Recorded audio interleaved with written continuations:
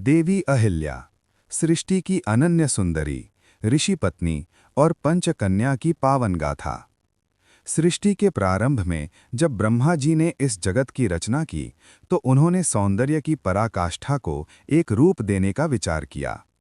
ब्रह्मा जी ने विश्व के समस्त उत्तम तत्वों और लावण्य के कणों को एकत्र कर एक दिव्य नारी की रचना की। अहल्या नाम स्वयं में एक विशेष अर्थ समेटे हुए हैं। संस्कृत व्याकरण के अनुसार धन हल, कुरूपता या दोष, अर्थात वह नारी जिसमें तिल मात्र भी दोष या विरूपता न हो। वाल्मीकि रामायण के उत्तरकांड में ब्रह्मा स्वयं इंद्र से कहते हैं, हे देवराज, मैंने समस्त लोकों के सुंदरता को निचोड़कर इस नारी का सृजन किया है, इसीलिए इसका नाम अहल्या है। 2. महर्षि गौतम और अहल्या, संरक्षक से पति तक का सफर। अहल्या जब उत्पन्न हुई थीं, तब वे एक छोटी बालिका थीं।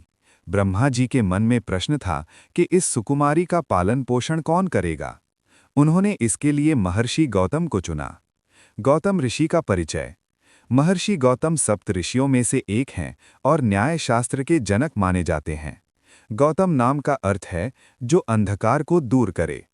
कथाओं के अनुसार वे जन्म से अंधे थे, परंतु गौ सेवा के प्रभाव से उन्हें दिव्य दृष्टि प्राप्त हुई थी। महर्षि गौतम ने अहल्या को अपनी पुत्री के समान पाला। जब वो युवती हुई तो उनकी इंद्रियों पर संयम और अहल्या की पवित्रता को देखकर ब्रह्मा जी अत्यंत प्रसन्न हुए। विवाह की प्रतियोगिता। जब अहल्या के विवाह का समय आया तो समस्त देवता, विशेषकर इंद्र, लालायित थे। ब्रह्मा जी ने शर्त रखी, जो संपूर्ण पृथ्वी की परिक्रमा सबसे पहले करके आएगा, उसे ही अहल्या प्राप्त होगी। इंद्र अपने तीव्रगामी वाहन पर निकल पड़े, लेकिन महर्षि गौतम ने अपनी बुद्धि और धर्म का परिचय दिया। उन्होंने प्रसव काल में स्थित एक कामधेनु की परिक्रमा की। शास्त्रों के अनुसार गौ की परिक्रमा करना पूरी पृथ्वी की परिक्रमा के समान पुण्यदायी है। गौतम पहले पहुंचे और ब्रह्मा जी ने शास्त्र सम्मत निर्णय देते हुए अहल्या का विवाह गौतम ऋषि से कर दिया। यहीं से इंद्र के मन में ईर्ष्या और काम वासना का बीज पड़ा। 3. तपोवन का जीवन और षड्यंत्र। अहल्या और गौतम का वैवाहिक जीवन अत्यंत अनुशासित और तपस्यापूर्ण था। वे मिथिला के समीप एक शांत तपोवन में रहते थे। उनके पुत्र का नाम सतानंद था। महर्षि गौतम की विद्वता से अन्य ऋषि ईर्ष्या करने लगे थे। उन्होंने भगवान गणेश की सहायता से गौतम पर गौ हत्या का झूठा आरोप लगवाया, लेकिन महर्षि ने अपनी तपस्या से गंगा को अवतरित किया और उस पाप से मुक्ति पाई।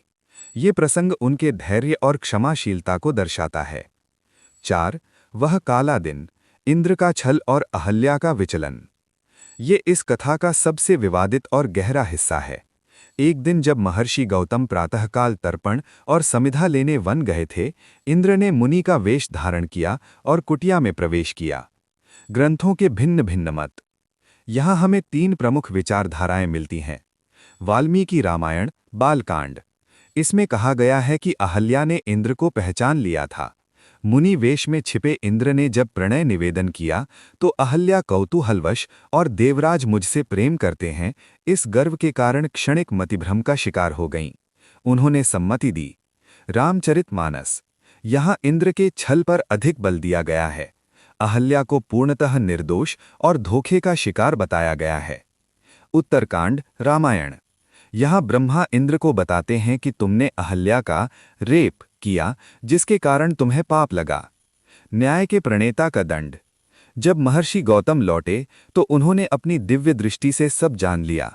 क्रोध में आकर उन्होंने इंद्र को श्राप दिया कि उनका शरीर सहस्त्र योनियों से युक्त हो जाए और वे शक्तिहीन हो जाएं। अहल्या के लिए उनका दंड अत्यंत सूक्ष्म था। उन्होंने कहा, तुम हजारों वर्षों तक यहाँ निराहार रहकर, धूल में लिपटी, अदृश्य होकर केवल वायु भक्षण कर तपस्या करोगी। कुछ पुराणों में इसे पाषाण यानी पत्थर हो जाने का शाप कहा गया है। 5. पत्थर की शिला या तपस्या की मूर्ति। अक्सर लोग प्रश्न करते हैं कि क्या अहल्या सचमुच पत्थर बन गई थीं? आध्यात्मिक अर्थ। पत्थर होने का अर्थ है जड़ हो जाना, अपनी इंद्रियों को पूरी तरह सुप्त कर लेना, समाज से कट जाना।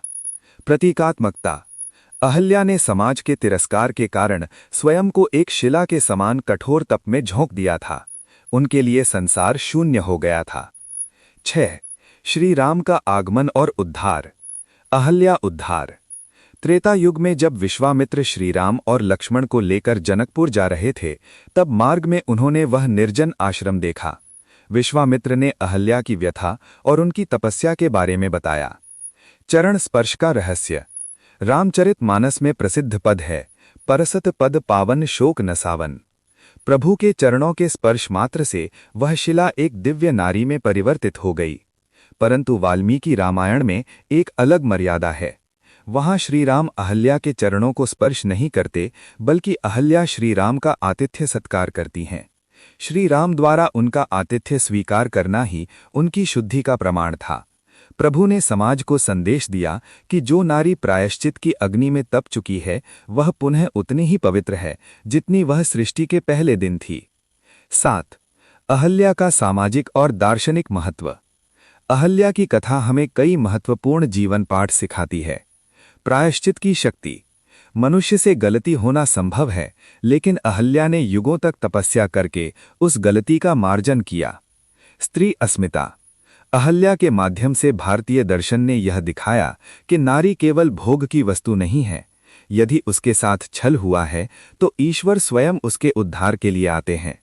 न्याय और करुणा। गौतम ऋषि ने न्याय किया, लेकिन श्री राम ने करुणा की। न्याय समाज चलाता है और करुणा व्यक्ति को पुनर्जीवित करती है। 8. पंचकन्या और अहल्या का स्थान। अहल्या को पंचकन्या में प्रथम स्थान प्राप्त है। यहाँ कन्या शब्द का अर्थ कुमारी, वर्जिन नहीं है, बल्कि वह स्त्री है जो अपनी चेतना और पवित्रता को पुनः प्राप्त कर चुकी है। अहल्या, द्रौपदी, सीता, तारा, मंदोदरी तथा पंचकन्या स्मरे नित्यम महापातकनाशिनीम। अहल्या का नाम जपने से पापों का नाश होता है, क्योंकि वे धैर्य और पुनरुत्थान की प्रतीक हैं। 9. उपसंहार। देवी अहल्या की यात्रा अतुलनीय सौंदर्य से अपवाद तक और फिर अपवाद से अमरत्व तक की यात्रा है। वे केवल गौतम की पत्नी नहीं हैं, बल्कि हर उस व्यक्ति के लिए प्रेरणा हैं जो अपने जीवन की राख से पुनः उठ खड़ा होना चाहता है। श्री राम द्वारा उनका उद्धार वास्तव में मानवता का उद्धार है। अहल्या की कथा आज भी हमें यह सिखाती है कि समाज भले ही पत्थर मारकर हमें जड़ बना दे, लेकिन यदि भीतर राम यानी सत्य और करुणा के प्रति समर्पण है तो मुक्ति निश्चित है।